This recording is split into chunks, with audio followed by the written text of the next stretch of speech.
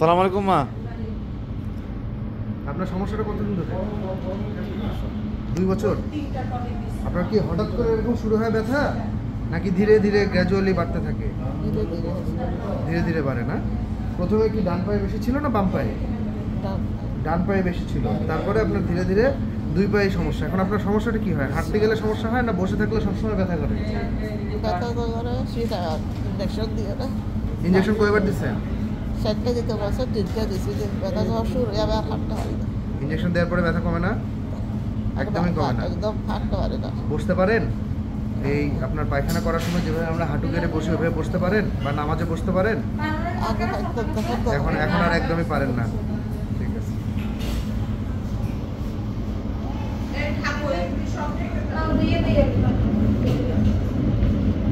About the history of the patient complains of gradual pain on her both knees during rest and activities as well. The patient complains that she cannot flex her knees properly like before, and she cannot sit, or it helps, it reduces the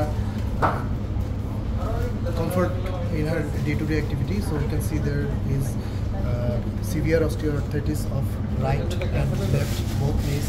You can see the joint space is actually almost gone, so very much reduced joint space.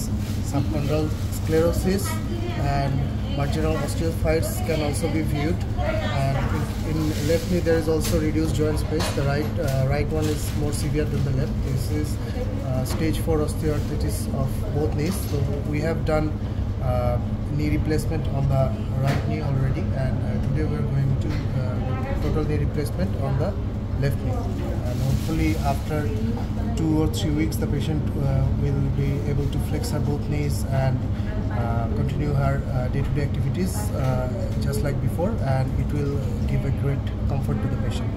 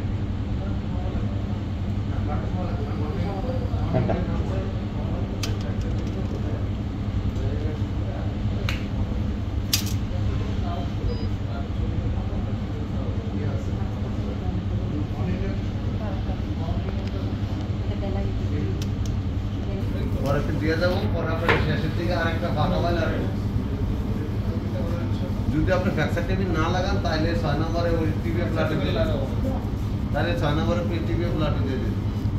এখানে এইটা close করতে করতে ওইটা এসে না দেওয়া শুরু করতে পারে।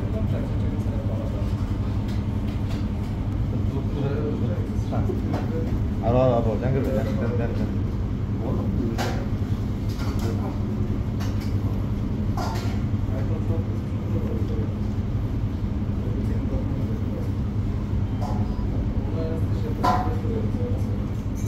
Tira, putado.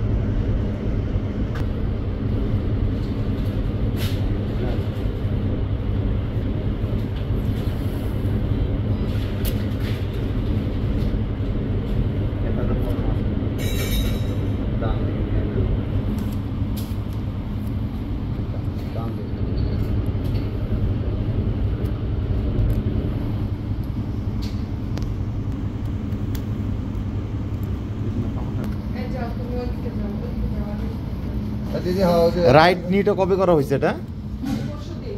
গত পরশু। আজকে লেফট।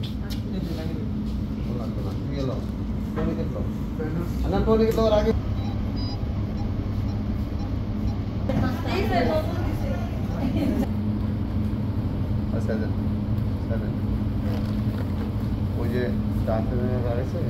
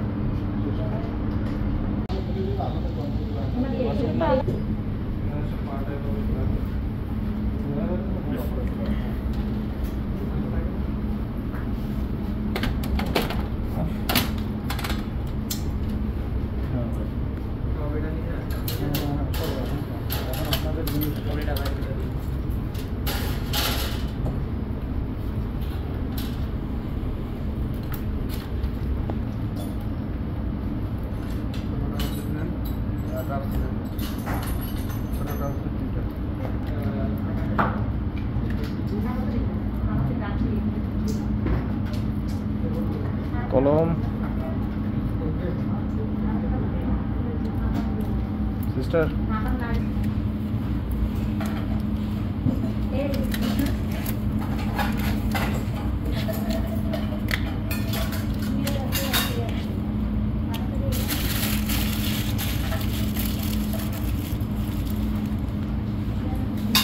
আবার